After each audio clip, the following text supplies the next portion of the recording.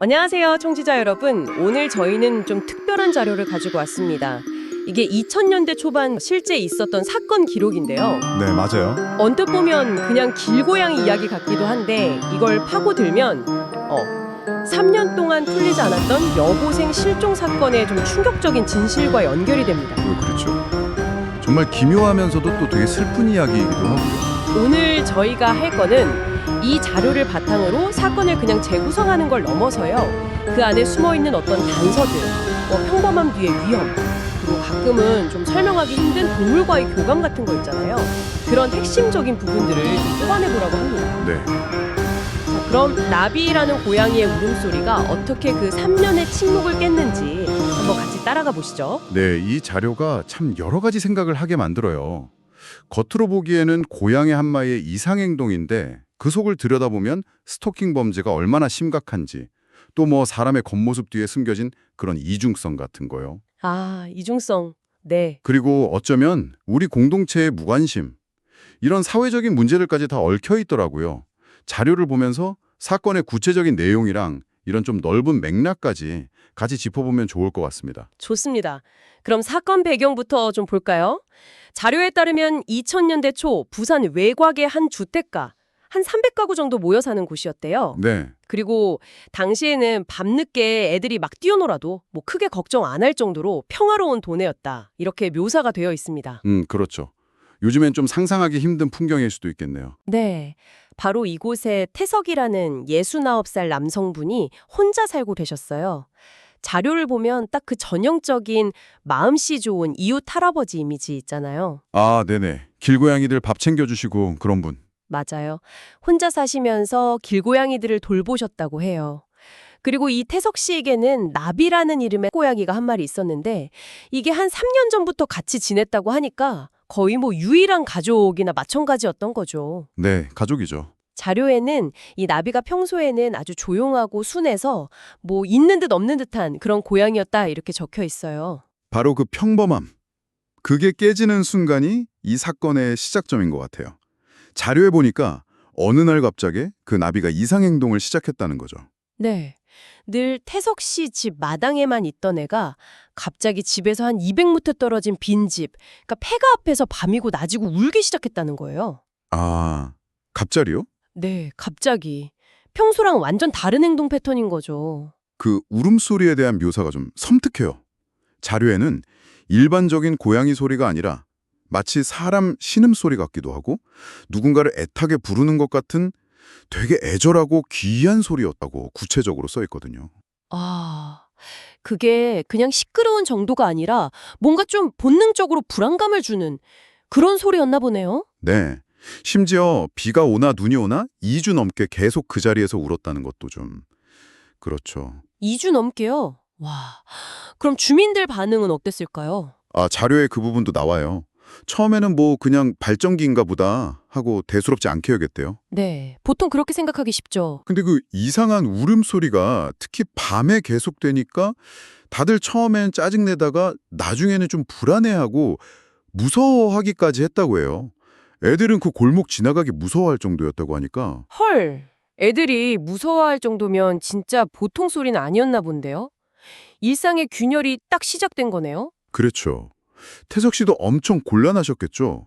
자료 보면 태석 씨가 나비를 데려오려고 했는데 다가가면 잠깐 울음을 멈췄다가 돌아서면 또 폐가 쪽을 보고 울기 시작했다는 거예요. 아휴, 심지어 나비가 제일 좋아하던 먹이도 안 먹고 그냥 그 폐가만 계속 쳐다봤대요. 아, 먹이도 거부하고. 그럼 이건 단순한 변덕이나 발정기 같은 생리현상은 절대 아니었네요. 뭔가 이유가 있었던 거네요? 네.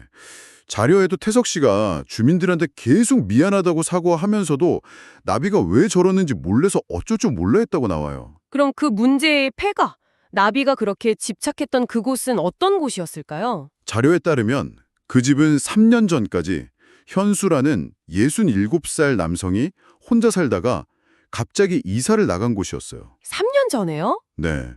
그 뒤로는 쭉 비어 있었고 집이 워낙 낡고 좀 음침해서 팔리지도 않았다고 하고요. 특히 지하실이 있어서 되게 습하고 냄새도 좀 심했다. 이런 묘사가 있어요. 지하실, 냄새. 뭔가 좀 불길한데요? 그리고 여기서 진짜 결정적인 단서가 나오는데 나비가 울던 정확한 위치가 바로 폐가의 지하실 창문 바로 앞이었다는 거예요. 아, 지하실 창문 앞. 네, 마치 그 지하실 안에 뭐가 있거나 아니면 뭐 누구한테 말을 걸듯이 그 창문만 보고 계속 울었다는 거죠. 이게 그냥 우연이라고 보기는 좀 그쵸? 그렇죠. 그건 좀 이상하네요. 처음에는 뭐 지하실에 쥐 같은 작은 동물이 갇혔나 뭐 그런 생각도 했을 법한데. 네, 자료에도 그런 추측이 있었다고 나와요. 근데 2주 이상 그렇게 비정상적으로 울었다면 그건 좀 다른 문제죠. 주민들 불안감이 커질 수밖에 없었겠네요. 네. 그래서 결국 누군가가 구청에 길고양이 소음 민원을 넣게 됩니다. 근데 참 아이러니하게도 이 소음 민원이라는 되게 평범한 절차가 사건 해결의 실마리가 될 줄 누가 알았겠어요. 진짜요. 어떻게 보면 사소한 시작이었는데. 현장에 나온 구청 직원의 관찰 기록이 여기서 되게 중요해요. 이분이 나비 울음소리가 진짜 이상하다고 느낀 것뿐만 아니라 폐가 현관문 틈새로 새어나오는 약간 썩은 듯한 불쾌한 냄새를 맡았다는 거예요. 아, 냄새까지. 그럼 이건 단순 고양이 문제가 아닐 수도 있겠다. 직감적으로 느꼈겠네요. 그렇죠. 뭔가 이상하다 싶어서 바로 경찰에 신고를 합니다. 그 직감과 빠른 신고가 정말 결정적이었네요. 자료를 보니까 출동한 경찰관들도 나비대 행동을 그냥 지나치지 않았다는 점이 좀 흥미로워요. 맞아요. 경찰들이 다가가도 도망가지 않고 오히려 더 막 애절하게 그 지하실 창문 쪽을 보면서 울었다고 하니까요. 네. 이걸 보고 경찰들도 아, 이거 단순한 동물 소음 사건이 아니구나 하고 인지하게 된 거죠. 그래서 경찰이 집주인이랑 연락해서 폐가 안으로 들어가 보게 됩니다. 자료 보면 1층은 뭐 별거 없었는데 지하실로 내려가는 계단에서부터 그 역한 냄새가 확 심해졌다고 해요. 아, 그리고 지하실 문을 딱 열었는데 거기서 3년 동안 아무도 몰랐던 그 끔찍한 진실이 드러난 거죠. 세상에. 어떤 상태였을까요? 지하실 안 상황 묘사가 정말 충격적이에요. 학생 가방, 뭐 여학생 운동화, 찢어진 교복 조각 같은 거, 속옷 같은 게 널려 있었고요. 어휴. 그리고 벽에는 몰래 찍은 걸로 보이는 여학생들 사진이 여러 장 붙어 있었다고 자료는 아주 상세하게 기록하고 있습니다. 아, 그럼 거기는 그냥 빈집이 아니라 누군가의 비밀 공간이자 범죄 현장이었던 거네요? 네. 그리고 결정적으로 그 가방 안에서 학생증이 하나 발견됩니다. 이름은 수진, 나이는 17살. 수진. 바로 3년 전에 학원 갔다 집에 오는 길에 실종돼서 전국적으로 수색했는데도 결국 못 찾았던 그 여고생이었던 거예요. 맙수사. 그 길고양이 울음소리가 결국 3년 동안 못 찾았던 실종 학생의 흔적으로 이어진 거군요. 네.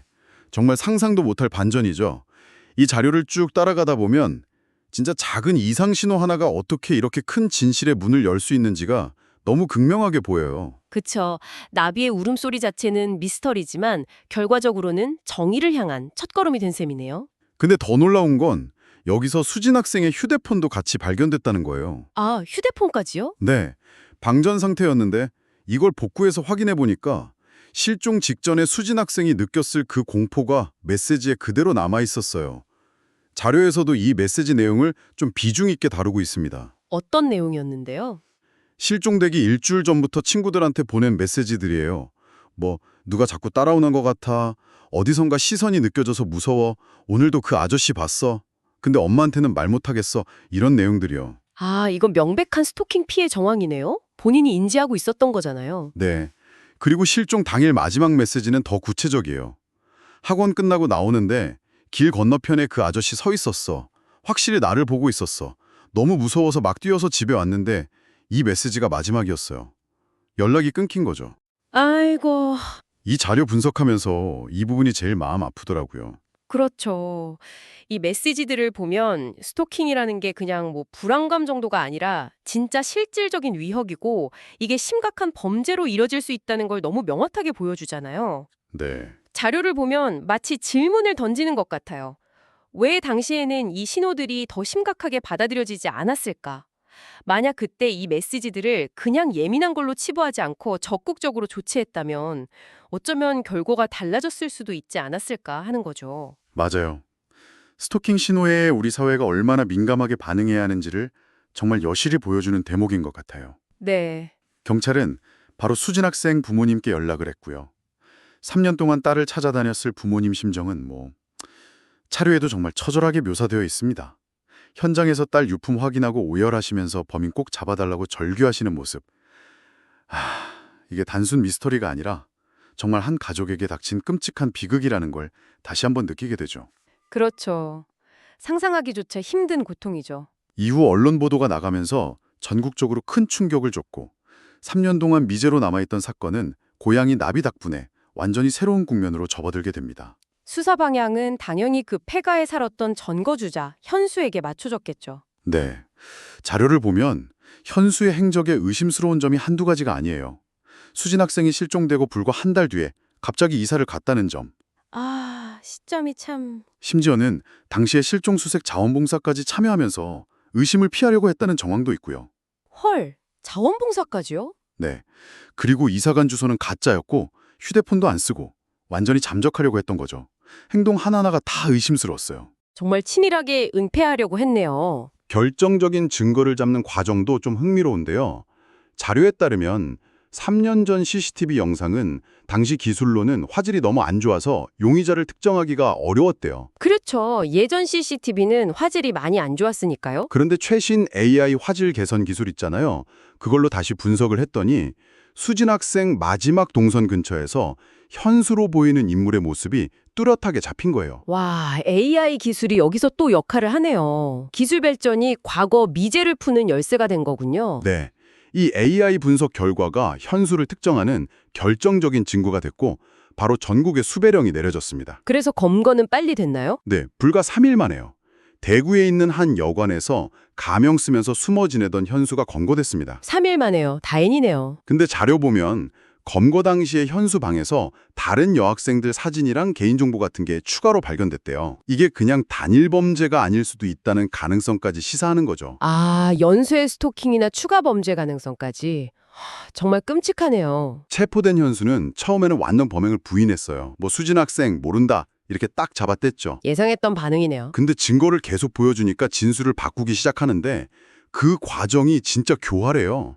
자료에 나온 진술 변화를 보면 처음에는 오해 풀려고 따라갔다. 그 다음에는 애가 넘어져 다쳤길래 치료해 주려고 집에 데려갔다. 점점 말을 바꾸네요. 마지막에는 지하실에 재웠는데 애가 계속 울길래 신고할까 봐 무서워서 며칠 가뒀다 이런 식으로 계속 상황을 축소하고 뭔가 우발적인 사건처럼 포장하라고 했던 거죠. 하지만 현장에서 나온 증거들이랑은 전혀 안 맞았겠네요. 그렇죠. 자료에서도 딱 지적하는데 지하실에서 나온 음식물 쓰레기나 생필품 흔적 같은 걸 보면 최소 일주일 이상은 감금되어 있었다는 정황이 나온다는 거예요. 일주일 이상이요? 그럼 며칠 가뒀다는 건 완전 거짓말이네요. 네. 그리고 지하실 창문에 쇠창살이 박혀 있고 밖에 자물쇠까지 채워져 있었던 건 명백히 사전에 납치나 감금을 계획했다는 증거잖아요. 맞아요. 우발적이라고 보기에는 너무 준비된 정황들이죠. 그의 진술과 현장 증거 사이의 모순이 너무 명백했네요. 결국 현수는 범행 전부를 자백하게 됩니다.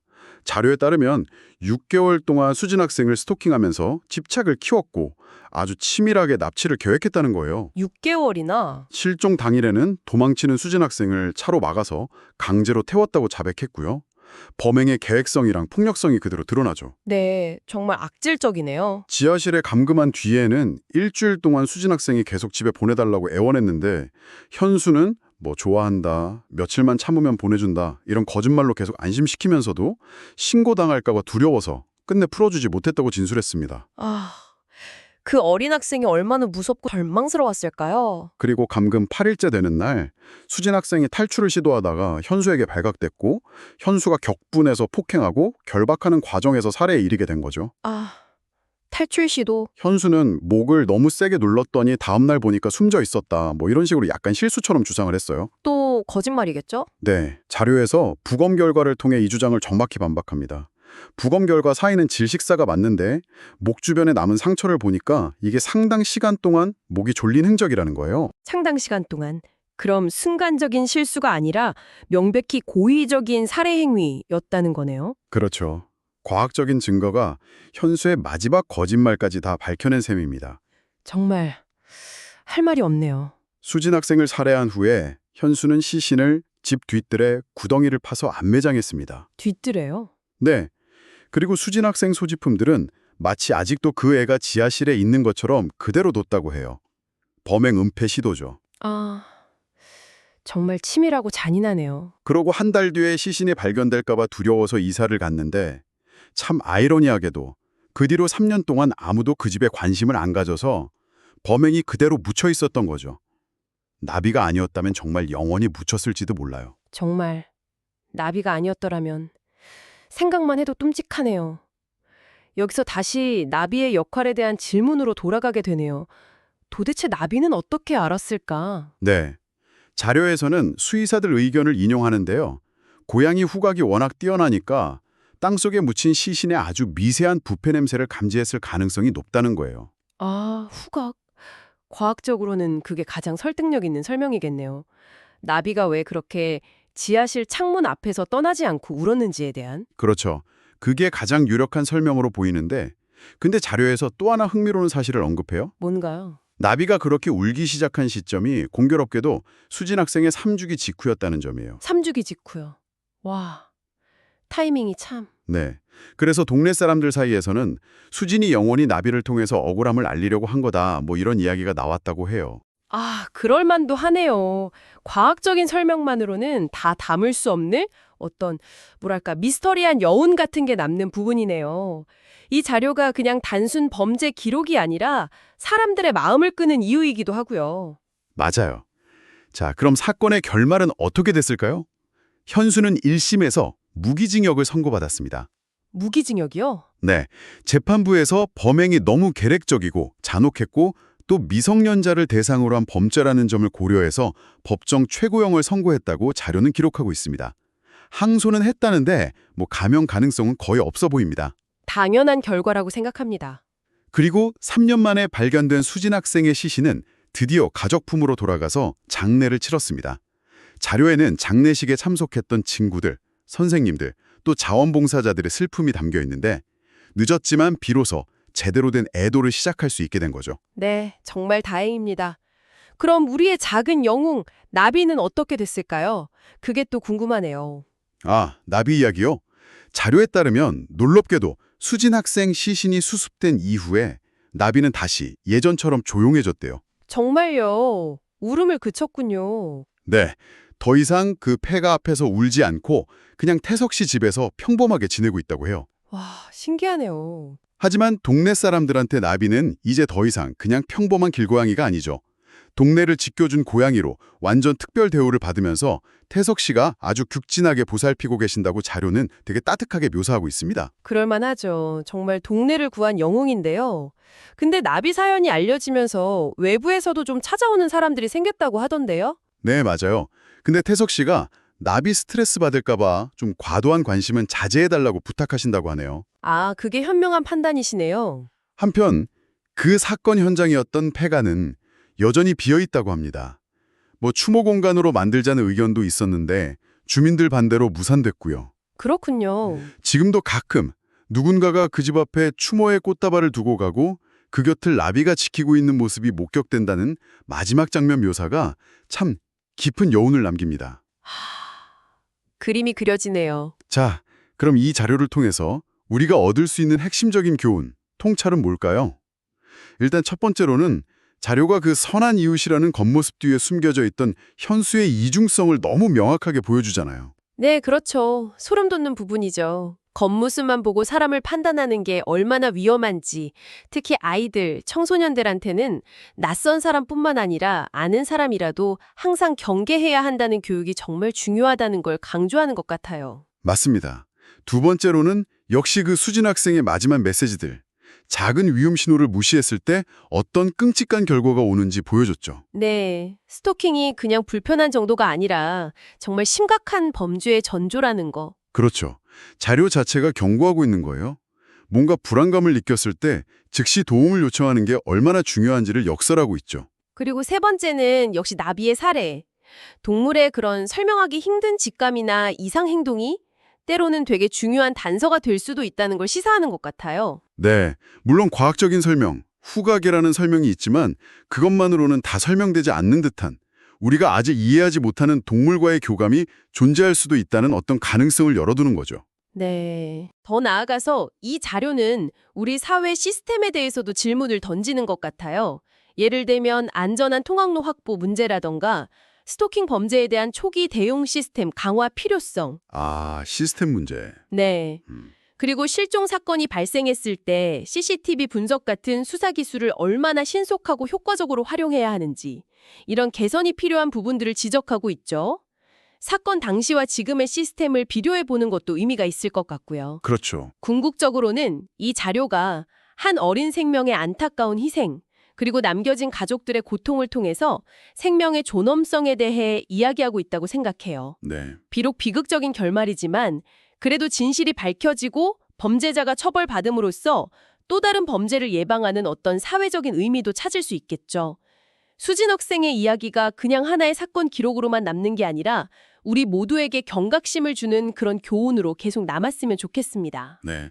오늘은 여러분께서 보내주신 자료를 통해서 한 마리 고양이의 정말 기이한 행동이 3년 동안 묻힐 뻔했던 끔찍한 사건의 진실을 밝히고 또 정의를 실현하는 그 과정을 깊이 있게 한번 따라가 봤습니다. 네.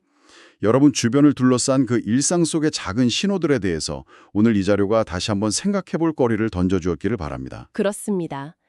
때로는 가장 명확한 진실이 가장 예상치 못한 곳에서 어쩌면 가장 조용한 목소리 혹은 울음소리를 통해서 우리에게 전달될 수도 있다는 것을 나비의 이야기가 보여준 것 같아요. 네. 마지막으로 청취자 여러분께 이 질문을 던지면서 마무리하고 싶습니다. 이 자료가 보여준 것처럼 인간의 이해를 좀 넘어서는 동물들의 감각이나 세상과 교감하는 방식이 특히 인간 사회의 어떤 부조리나 깊은 슬픔 같은 극적인 상황과 만났을 때 또 어떤 방식으로 우리에게 메시지를 전달할 수 있을까요?